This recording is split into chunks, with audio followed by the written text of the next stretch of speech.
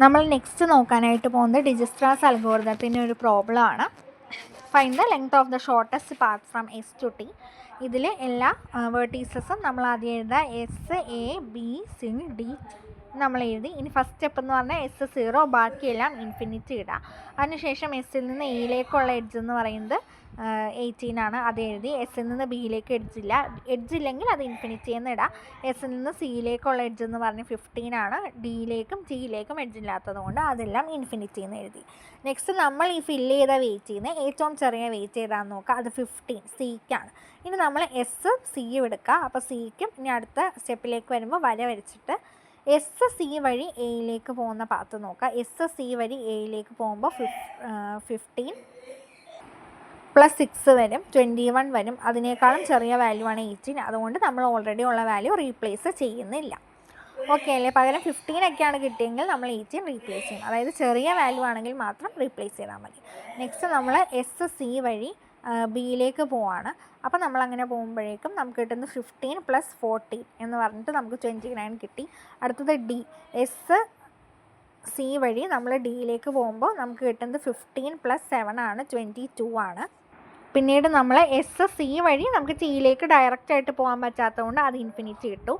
ഈ എഴുതിയിരിക്കുന്ന നമ്പേഴ്സിൽ ഏറ്റവും ചെറുതെന്ന് പറയുന്നത് 18 ആണ്. 18 ഉണ്ട്, 29 ഉണ്ട്, 22 ഉണ്ട്. അതിൽ ഏറ്റവും ചെറുത് 18 ആണ്. അപ്പം നമ്മൾ എയും കൂടെ സെലക്ട് ചെയ്തു, എസ് സി എ എന്ന് സെലക്ട് ചെയ്തു. അപ്പോൾ എയും ഇനി അടുത്ത സ്റ്റെപ്പിൽ വരയായിട്ട് വരും. ഇനി എസ് സി എ വഴി നമ്മൾ ബിയിലേക്ക് പോകുമ്പോൾ കിട്ടുന്ന സം എന്ന് പറയുന്നത് 15 + 6 + 9 ആണ്.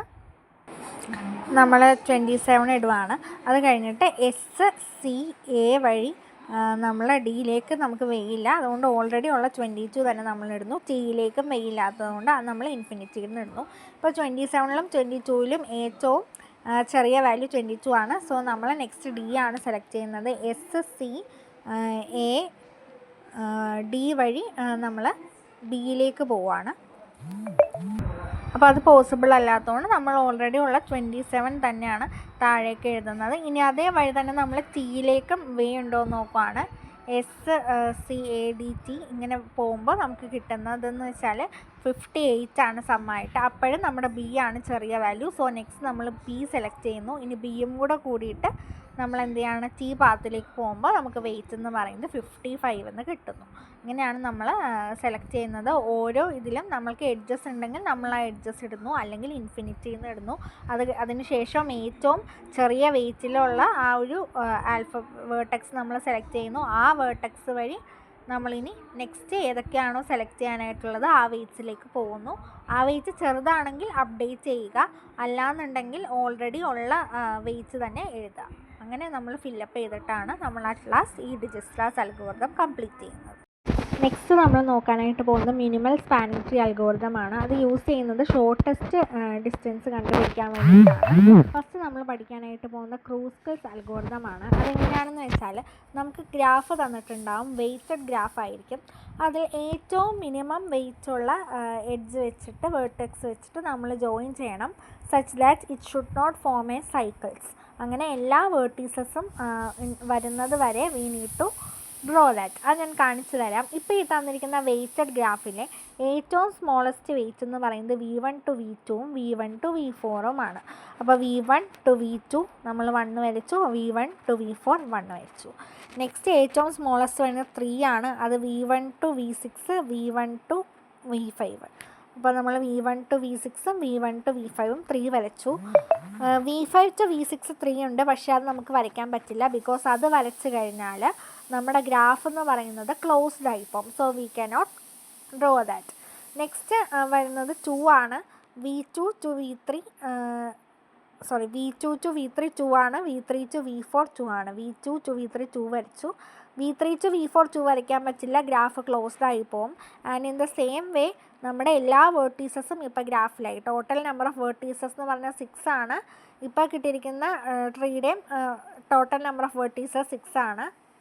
ആൻഡ് ഇതിൻ്റെ നമ്പർ ഓഫ് എഡ്ജസ് എന്ന് പറയുന്നത് n-1, 6 - 1 5 ആണ്. സോ ഇങ്ങനെയാണ് നമ്മൾ ക്രൂസ്കൽസ് അൽഗോരിതം വെച്ച് ഡ്രോ ചെയ്തത് ഗ്രാഫ്. ക്രൂസ്കൽസ് അൽഗോരിതത്തിൻ്റെ ഒരു എക്സാമ്പിളാണ് ഈ ഫസ്റ്റ് കാണുന്ന ഗ്രാഫ് എന്ന് പറയുന്നത്. നമ്മളത് നോക്കുമ്പോൾ ഏറ്റവും കുറവ് വെയിറ്റ് വരുന്നത് എഡ്ജ് എ ഡിക്കും എഡ്ജ് സിക്കും ആണ് 5 വെച്ചാണ് വരുന്നത്. സോ നമ്മൾ അത് ഡ്രോ ചെയ്തു. അത് കഴിഞ്ഞ് നെക്സ്റ്റ് വരുന്ന 6 ആണ് ഡി എഫ്.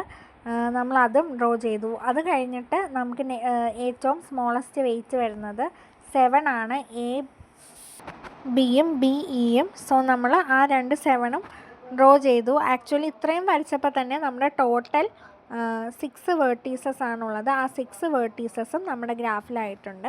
അപ്പോൾ ഇതിൻ്റെ സമ്മാണ് ടോട്ടൽ വെയിറ്റ് എന്ന് പറയുന്നത്. എല്ലാ വേർട്ടീസസും വന്നുകൊണ്ടാണ് നമ്മുടെ ട്രീ ഷോർട്ടസ്റ്റ് ഡിസ്റ്റൻസ് കംപ്ലീറ്റ് ആയിട്ടുണ്ട്.